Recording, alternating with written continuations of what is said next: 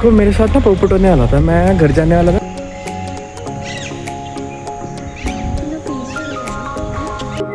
तो यहाँ पर है माता रानी का प्रवेश द्वार।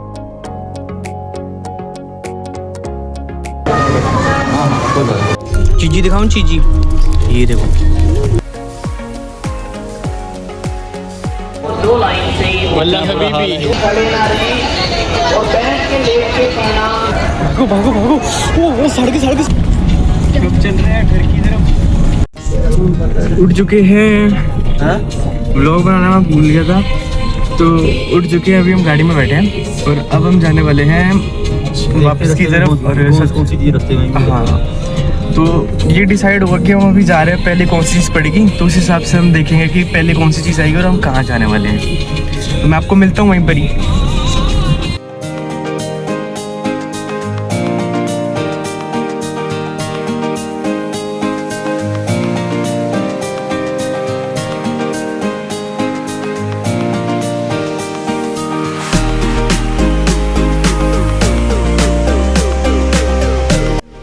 तो ना अभी हम आए थे यहाँ पे, आर्मी वाला एक क्या कहेंगे इस चीज़ को है, हाँ, वॉर मेमोरियल देखने के लिए आए थे, लेकिन अभी ये ना ओपन नहीं है, तो इसलिए हम अंदर नहीं अभी जा पाएंगे। देखो, अगर मैं आपको दिखाऊँ मेरे बैक साइड में देखो तो ये सारा का सारा, मैं बैक कैमरा करके भी एक बार आपको दिखाऊंगा। ये अभी ना खुला नहीं है, 8:30 बजे किसकी टाइमिंग है, 8:30 बजे खुलता है, अंदर नहीं जाने देंगे। हाँ यही बंद है अंदर से। तो देखो बाहर से आप देख लो कि कैसा यहाँ पे ये बना हुआ है घोड़े वाला, और यहाँ पे एक टैंक पड़ा हुआ है, और इस साइड में इन्होंने स्टेट वॉर म्यूजियम बना रखा है, और आगे पूरा ऐसे करके देखो ये भी टैंक बना रखा है, नाम लिख रखा है, और आगे देखो पूरा बना हुआ है ये स्टेट वॉर मेमोरियल करके। अभी ये ओपन नहीं है, जब ओपन फिर कभी किसी दिन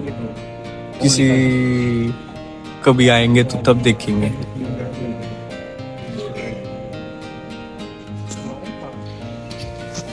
देखो, और इस साइड में इन्होंने बना रखा है अंदर गार्डन साइड।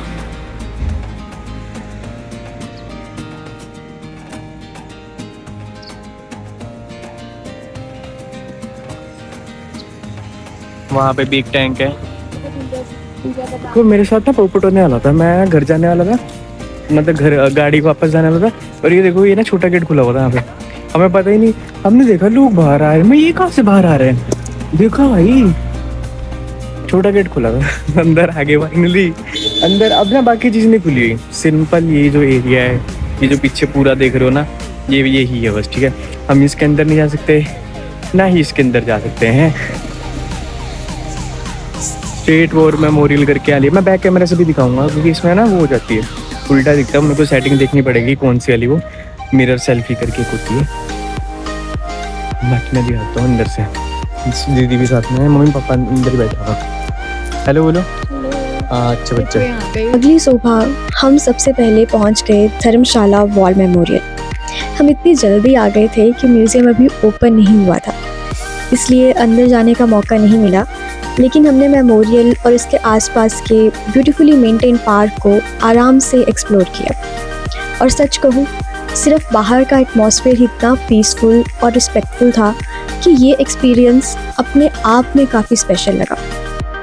धर्मशाला वॉर मेमोरियल उन वीर जवानों को समर्पित है जिन्होंने 1947 से 48 के इंडो पाक वॉर, 1962 के इंडो चाइना वॉर, 1965 और 1971 के इंडो पाक वॉर्स और इसके साथ साथ यूनाइटेड नेशंस पीस ऑपरेशंस में देश के लिए अपना सर्वोत्तम बलिदान दिया। यहाँ शहीदों के नाम पत्थर पर लिखे गए हैं और वो हमें याद दिलाते हैं कि आज के हम जिस आज़ादी और सुरक्षा का आनंद ले रहे हैं उसके पीछे कितनी बहादुरी और कितने बलिदान छुपे हुए हैं। मेमोरियल देवदार के ऊंचे ऊंचे पेड़ों के बीच बना है, जहाँ का शांत माहौल और हरियाली इस जगह की गरिमा को और भी स्पेशल बना देता है। यहाँ चलना सिर्फ एक साइट सीइंग एक्सपीरियंस नहीं लगता, बल्कि देश के सैनिकों के प्रति अपनी श्रद्धांजलि देने जैसा महसूस होता है। हर तरफ एक अलग ही सुकून और रिस्पेक्ट की फीलिंग थी, जिसे शब्दों में बयान करना मुश्किल है। अरे ये मैं क्या देख रहा हूँ, question you are under see pets animals are not allowed, free service है। अरे बढ़िया है यार, ये देखो, अरे वाह, अरे हम अंदर आ गए। ये क्या हुआ, हम तो अंदर आ गए। अरे चोर देख लिया भाई, नहीं तो हम अंदर ही ना पाते। फोटो, इसको फोटोज की पड़ी है, मेरे को ब्लॉग की पड़ी, इसको फोटोज की पड़ी है। मैं एक बार दिखा दूँ आपको, यहाँ मुझे सीढ़ियाँ बनी उतरने के लिए, और फिर उसके बाद आप ये आ सकते हो। वे आउट लिखा है, इस साइड से बाहर निकल सकते हो, इस साइड से। इधर देखो, हमें म्यूज़ियम देखने का मौका नहीं मिला क्योंकि वह भी बंद था, लेकिन बाहर से मेमोरियल को देखते हुए भी हम उसकी हिस्ट्री और सिग्निफिकेंस को महसूस कर पा रहे थे। कभी कभी किसी जगह की खूबसूरती और उसके आर्किटेक्चर में नहीं, बल्कि उसके पर्पस और उससे जुड़ी कहानियों में होती है।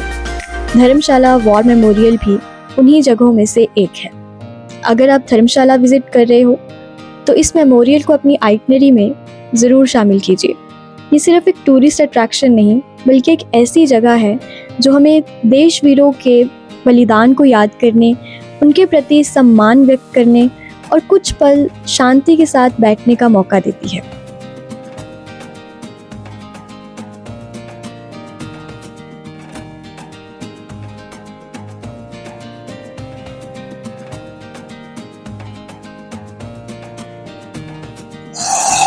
तो हेलो गाइस, अभी हम लोग पहुंच चुके हैं, डे 3 आज हमारा, और फर्स्ट स्टेशन हम ऑलरेडी कवर कर चुके हैं। हम सेकंड स्टेशन पर जा रहे हैं। तो बेसिकली आज जो डे 3 हमारा होने वाला है मोस्टली स्पिरिचुअली होने वाला है। मोस्टली हम यही सोच कर चल रहे हैं कि हम मंदिर वगैरह जो रास्ते में आएंगे उन सबको कवर करते हुए चलेंगे।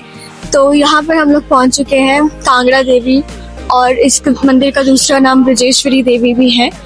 तो इनके मंदिर में कांगड़ा जो डिस्ट्रिक्ट है वहाँ के मंदिर के अंदर हम पहुंच चुके हैं और आपको दर्शन करवाएंगे। वैसे अंदर तो जाना अलाउड नहीं, क्योंकि हम पहले भी यहाँ पर आ चुके हैं, और जिस टाइम हम डलहौजी घूमने के लिए आए थे उस टाइम हम ब्लॉगिंग नहीं करते थे, तो तब भी हम लोग यहाँ पे आए हैं। वापसी में इस साइड में आए थे। हाँ, वापसी पे नहीं जाते हो, यहाँ से जाते हैं। हाँ, फिर उसके बाद तो हम सेकंड टाइम यहाँ पर आए थे, तो दोबारा माता रानी ने बुला लिया हमको। तो बहुत थोड़ा सा लंबा रास्ता है, यहाँ से पैदल जाना पड़ेगा, बट ये है कि आराम से आप कवर कर सकते हैं। साथ में मार्केट से बहुत सारी शॉप्स हैं आसपास, तो उसमें आप अपना देखते देखते जा सकते हैं। अंदर भी पार्किंग बनी हुई है, लेकिन हमने बाहर ही पार्क कर दी अपनी कार, ताकि हमें निकालने में इजी रहे, क्योंकि यहाँ पे बाद में थोड़े टाइम बाद जैसे शॉप्स ओपन हो जाएंगे ना, तो रश बहुत ज़्यादा हो जाएगा यहाँ पे। तो इस वजह से हमने बाहर ही पार्किंग कर दी है। जब हम लास्ट टाइम आए थे तो हमने यहीं पर ही पार्क कर दिया था, पता नहीं था मैम, GPS लगा कर आए थे हम, उसने सारी लोकेशन यहाँ अंदर की बता दी, तो फिर उस वजह से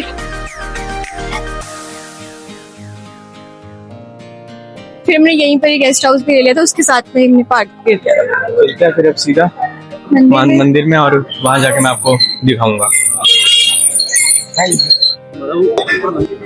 तो यहाँ पर है माता रानी का प्रवेश द्वार, और यहाँ से हम लोग एंटर करेंगे और जाएंगे, माता रानी के दर्शन करेंगे। उससे पहले हम लोग यहाँ पे कुछ प्रसाद वगैरह ले रहे हैं, जो चढ़ाना है हमने माता रानी को, तो वो सब लेकर फिर हम ऊपर चलते हैं और आपको साथ साथ में दिखाएंगे कि रास्ता कैसा है, और बाद में माता रानी के मंदिर के भी दर्शन करवाएंगे आपको, अगर हो सकेगा तो, अगर आपकी किस्मत में होगा तो। वॉर मेमोरियल से निकलने के बाद हमारी नेक्स्ट डेस्टिनेशन थी माँ ब्रजेश्वरी देवी टेम्पल, जिसे कांगड़ा देवी टेम्पल के नाम से भी जाना जाता है।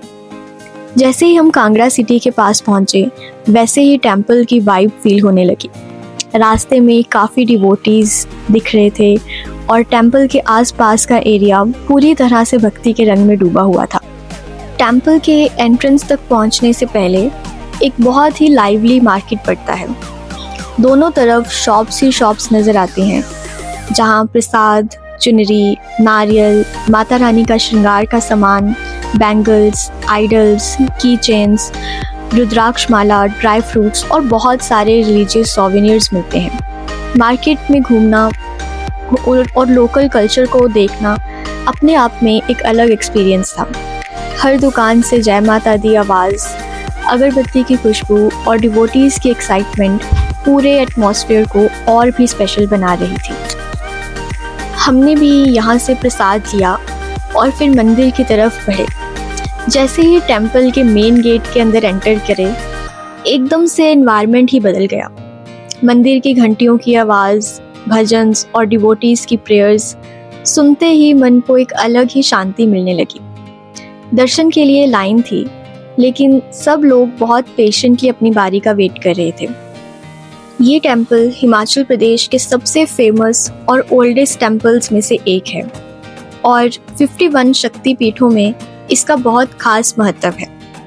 हिंदू माइथोलॉजी के अकॉर्डिंग जब माता सती ने अपना शरीर त्याग दिया था, तब भगवान विष्णु ने सुदर्शन चक्र से उनके शरीर के टुकड़े अलग किए ताकि भगवान शिव का शोक कम हो सके। जहाँ जहाँ माता सती के अंग गिरे, वहाँ शक्ति पीठ बने। माना जाता है कि इसी जगह माता सती का बायां स्तन गिरा था। इसी वजह से ये मंदिर करोड़ों भक्तों के लिए बहुत पवित्र माना जाता है।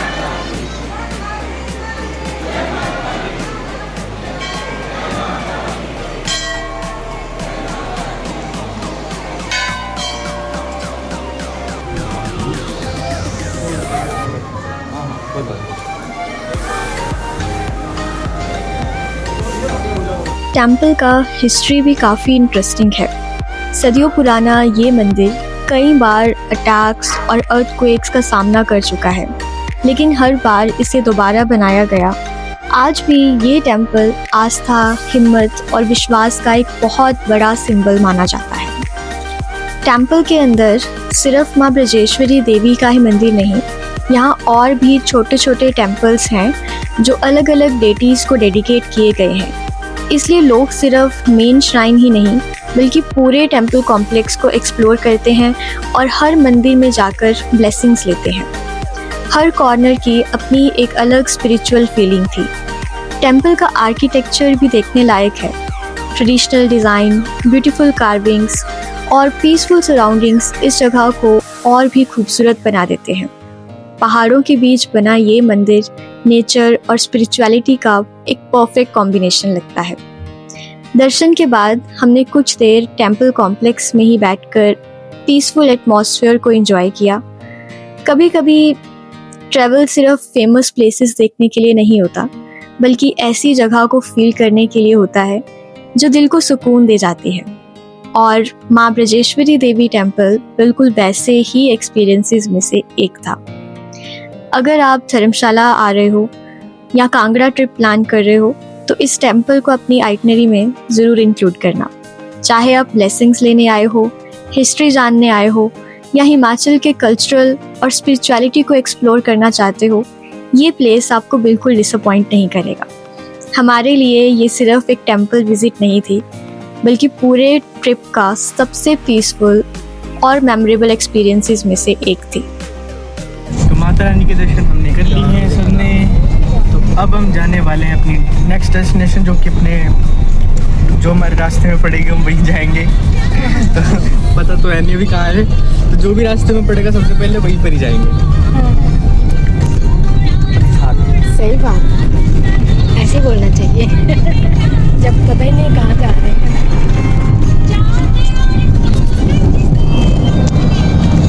ड्राइविंग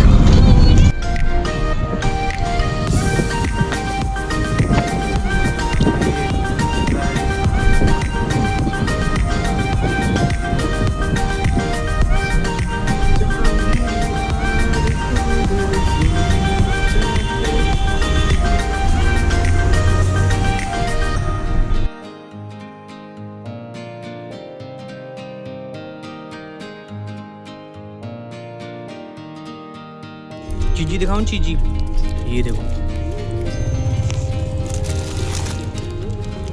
बताना किस किसने बचपन में खाई है, ये ऐसी होती है मुझसे।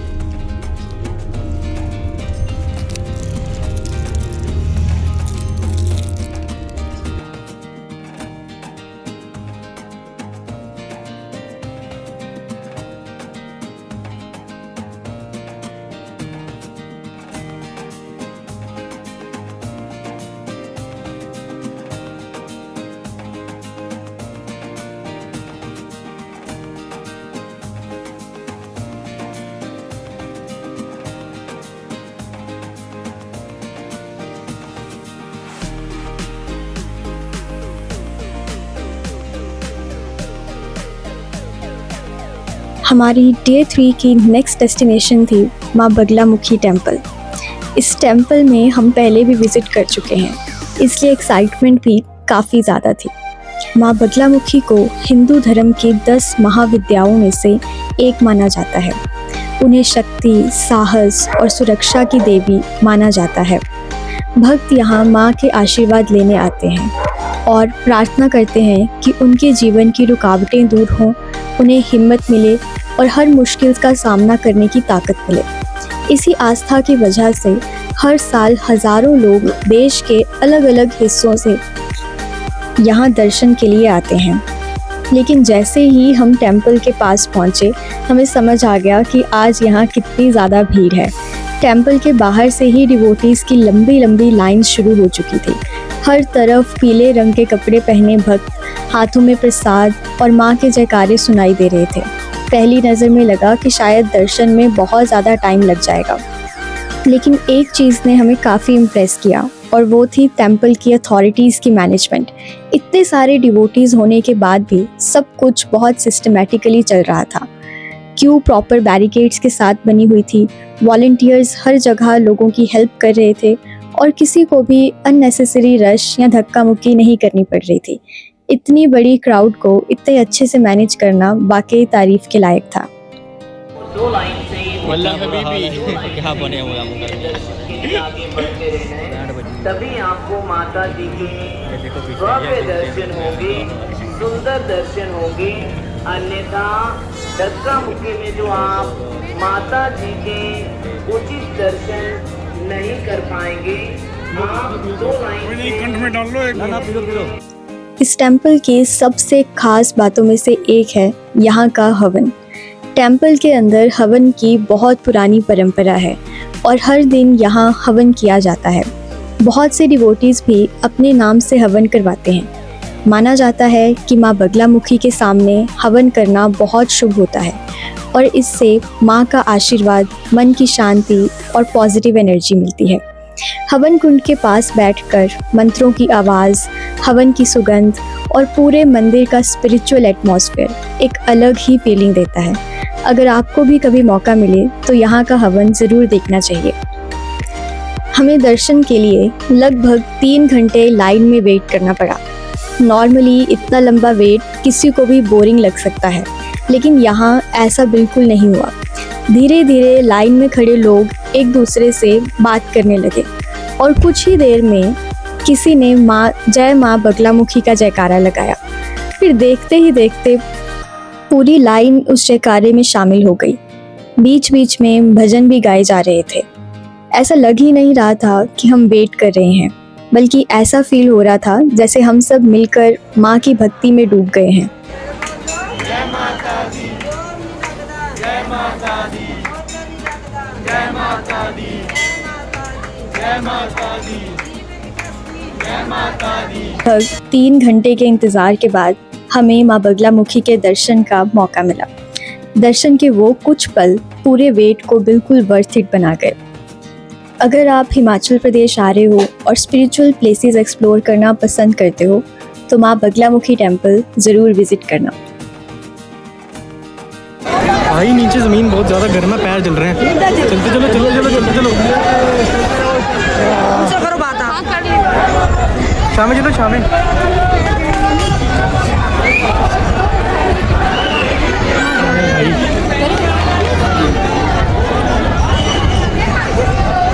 भागो भागो भागो। ओ सड़के सड़के सड़के सड़के सड़के।